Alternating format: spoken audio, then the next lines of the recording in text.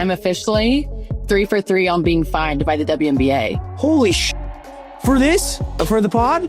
Again? Sophie Cunningham just revealed something that makes the WNBA look absolutely desperate.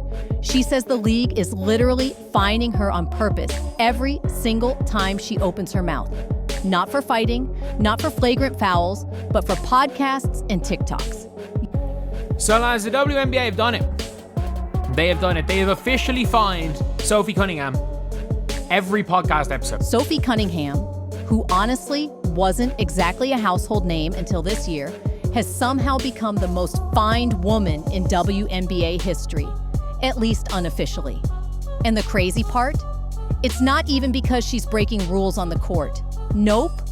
It's because she's talking into a microphone, into a podcast, onto TikTok. That's it.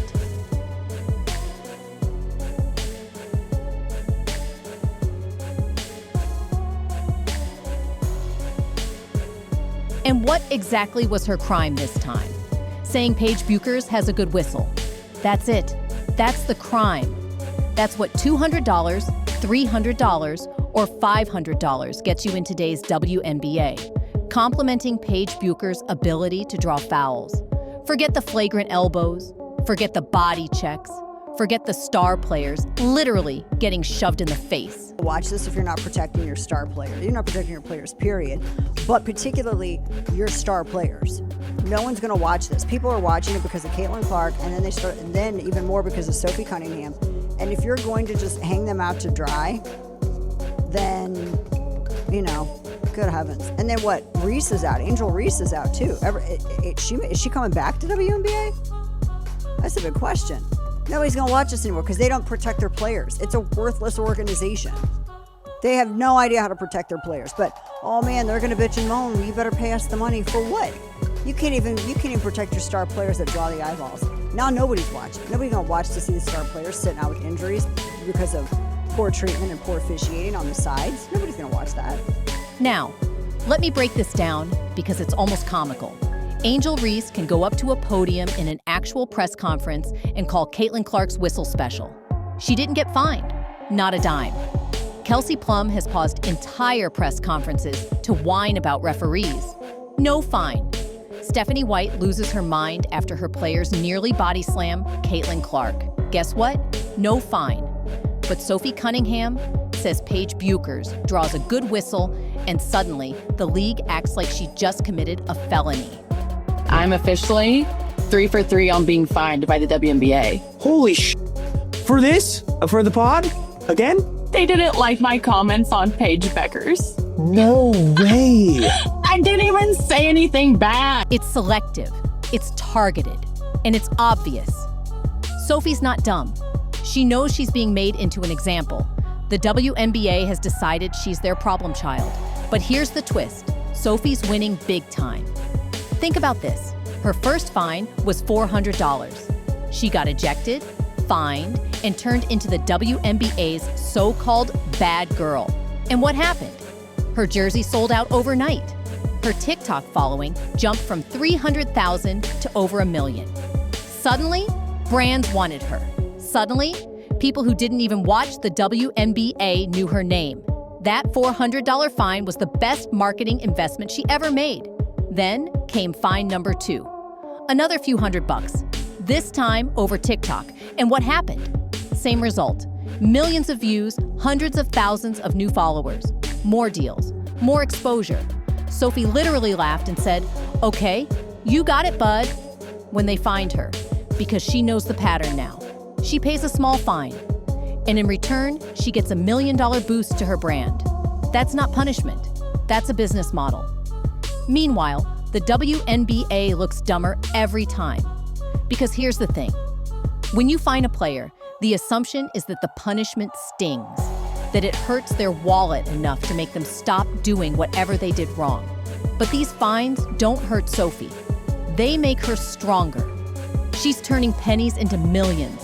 She's outsmarting the league at their own game. And here's where the sarcasm writes itself.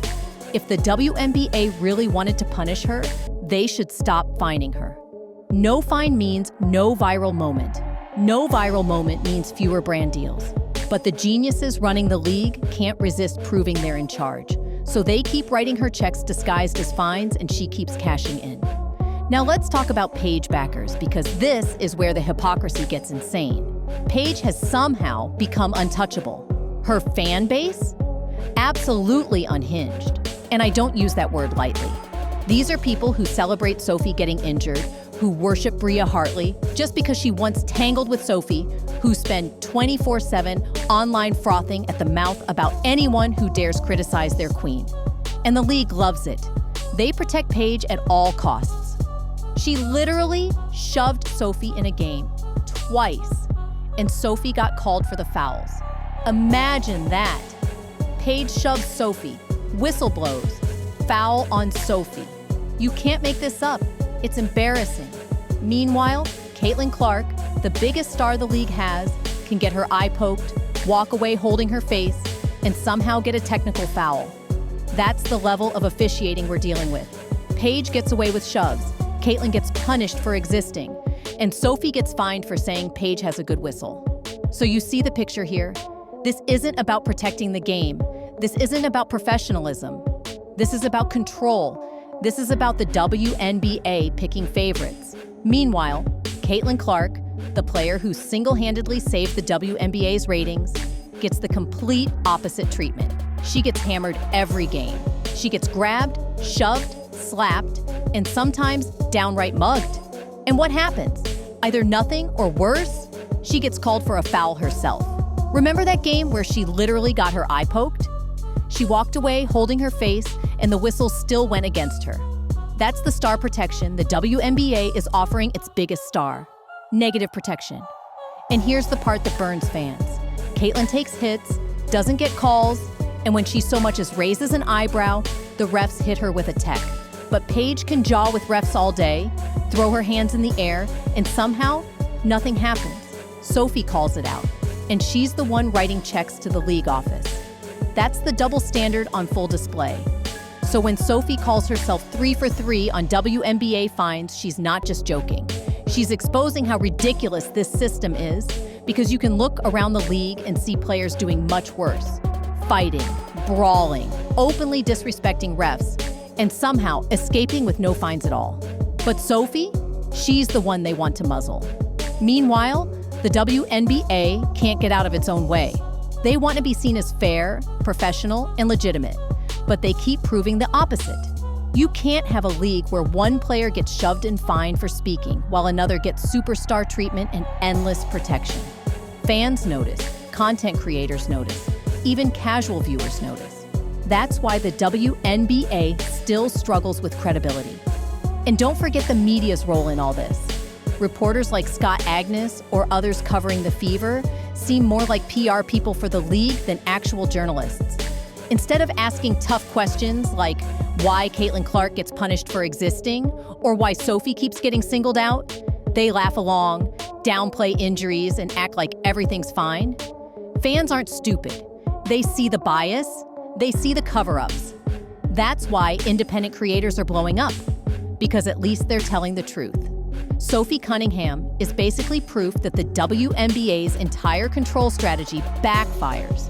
They fine her to shut her up, but every fine makes her louder. They try to turn fans against her, but every hater just drives more attention to her brand. They want her to be a problem, but she's turning into their most marketable personality. The league can't script it any better, even though they're trying their hardest. Meanwhile, Caitlin Clark is stuck in the middle. She's the league's biggest draw, but also the league's biggest target. They can't decide whether to crown her or crucify her. On one hand, they need her because every Caitlin Clark game doubles attendance, triples TV ratings, and makes ESPN pretend to care about women's basketball. On the other hand, they treat her like the enemy because she refuses to play the quiet, humble role they want. She sells out arenas, but they still let her get hacked to pieces every night. It's insane. And Paige doesn't even need to earn it. She walks in, gets the superstar whistle, and anyone who questions it, like Sophie, gets a bill in the mail. It's not competition. It's favoritism on steroids, and fans are noticing. You can't tell people this league is about fairness when it's basically run on double standards.